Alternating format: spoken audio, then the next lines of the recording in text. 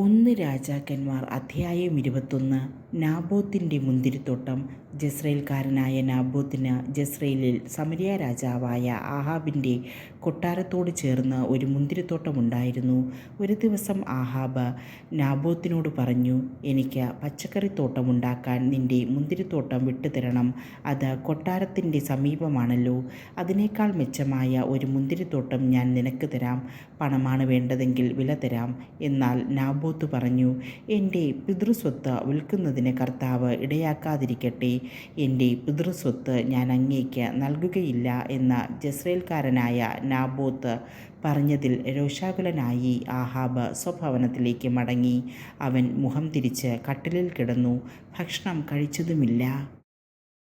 അവൻ്റെ ഭാര്യ ജസബേൽ അടുത്തുവന്ന് ചോദിച്ചു, അങ്ങ് എന്താണിത്ര ശോഭിച്ചിരിക്കുന്നത്? ഭക്ഷണം കഴിക്കുന്നില്ലല്ലോ.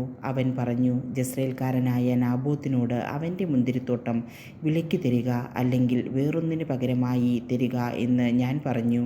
എന്നാൽ തരികയില്ല എന്ന് അവൻ പറഞ്ഞു. ജസബേൽ പറഞ്ഞു, അങ്ങാണോ ഇസ്രായേൽ ഭരിക്കുന്നത്? എഴുന്നേറ്റ് ഭക്ഷണം കഴിച്ച് സന്തുഷ്ടനായിരിക്കുക.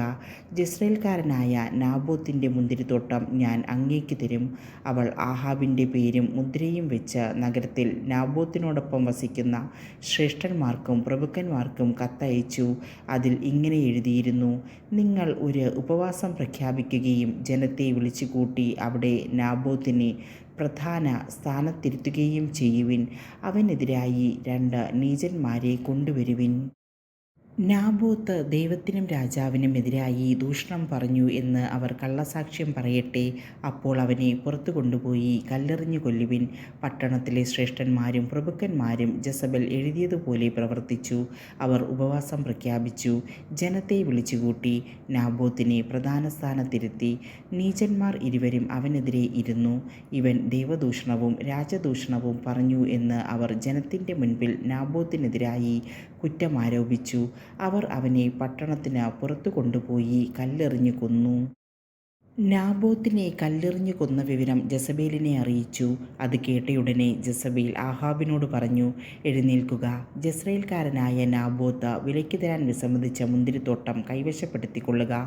നാബോത്ത് ജീവിച്ചിരിപ്പില്ല, അവൻ മരിച്ചു. നാബോത്ത് മരിച്ച വിവരം അറിഞ്ഞ മാത്രയിൽ ആഹാബ് എഴുന്നേറ്റ് മുന്തിരിത്തോട്ടം കൈവശപ്പെടുത്താൻ ഇറങ്ങി. തിശ്ബനായ ഏലിയായോട് കർത്താവ് അരുളി ചെയ്തു, നീ ചെന്ന് സമരിയായിലുള്ള ഇസ്രായേൽ രാജാവ് ആഹാബിനെ കാണുക. അവൻ നാബോത്തിൻ്റെ മുന്തിരിത്തോട്ടം കൈവശപ്പെടുത്താൻ എത്തിയിരിക്കുന്നു. നീ അവനോട് പറയണം, കർത്താവ് ചോദിക്കുന്നു, നീ അവനെ കൊലപ്പെടുത്തി അവൻ്റെ വസ്തു കയ്യേറിയോ? അവനോട് വീണ്ടും പറയുക, കർത്താവ് അരുളി ചെയ്യുന്നു, നാബോത്തിൻ്റെ രക്തം നായ്ക്കൾ നക്കിക്കുടിച്ച സ്ഥലത്ത് വെച്ച് തന്നെ നിൻ്റെ രക്തവും നായ്ക്കൾ നക്കിക്കുടിക്കും. ആഹാബ് ഏലിയായോട് ചോദിച്ചു, എൻ്റെ ശത്രുവായ നീ എന്നെ കണ്ടെത്തിയോ? അവൻ പ്രതിവചിച്ചു, അതെ, ഞാൻ നിന്നെ കണ്ടെത്തി. കർത്താവിൻ്റെ സന്നിധിയിൽ തിന്മ പ്രവർത്തിക്കാൻ നീ നിന്നെ തന്നെ വിറ്റിരിക്കുന്നു.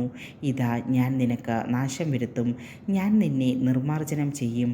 ആഹാബിന് ഇസ്രായേലിലുള്ള എല്ലാ പുരുഷന്മാരെയും സ്വതന്ത്രരെയും അടിമകളെയും ഞാൻ നിഗ്രഹിക്കും.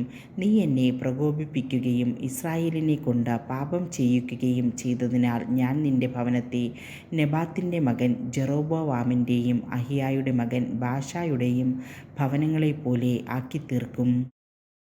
ജസബേലിനെക്കുറിച്ചും കർത്താവ് അരുളി ചെയ്തിരിക്കുന്നു, ജസ്രയേലിൻ്റെ അതിർത്തികൾക്കുള്ളിൽ വെച്ച് ജസബേലിനെ നായ്ക്കൾ തിന്നും. ആഹാബിൻ്റെ ഭവനത്തിൽ നിന്ന് നഗരത്തിൽ വെച്ച് മരിക്കുന്നവനെ നായ്ക്കൾ ഭക്ഷിക്കും. നാട്ടിൻ പുറത്ത് വെച്ച് മരിക്കുന്നവനെ പറവകളും. ഭാര്യയായ ജസബേലിൻ്റെ പ്രേരണയ്ക്ക് വഴങ്ങി കർത്താവിന് അനിഷ്ടമായത് പ്രവർത്തിക്കാൻ തന്നെ തന്നെ വിറ്റ ആഹാബിനെ പോലെ ആരും ഉണ്ടായിട്ടില്ല.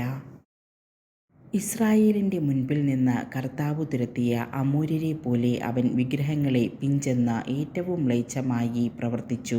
ആഹാബ് ഇത് കേട്ട് വസ്ത്രം കീറി ചാക്കുടുത്ത് ഉപവസിക്കുകയും ചാക്ക് വിരിച്ച് ഉറങ്ങുകയും മനം തകർന്ന് തലതാഴ്ത്തി നടക്കുകയും ചെയ്തു. അപ്പോൾ തിശ്ബനായ ഏലിയായോട് കർത്താവ് അരുളി ചെയ്തു, ആഹാബ് എൻ്റെ മുൻപിൽ എളിമപ്പെട്ടത് കണ്ടില്ലേ? അവൻ തന്നെ തന്നെ താഴ്ത്തിയതിനാൽ അവൻ്റെ ജീവിതകാലത്ത് ഞാൻ നാശം വരുത്തുകയില്ല. അവൻ്റെ പുത്രൻ്റെ കാലത്തായിരിക്കും ആ ഭവനത്തിന് ഞാൻ തിന്മ വരുത്തുക.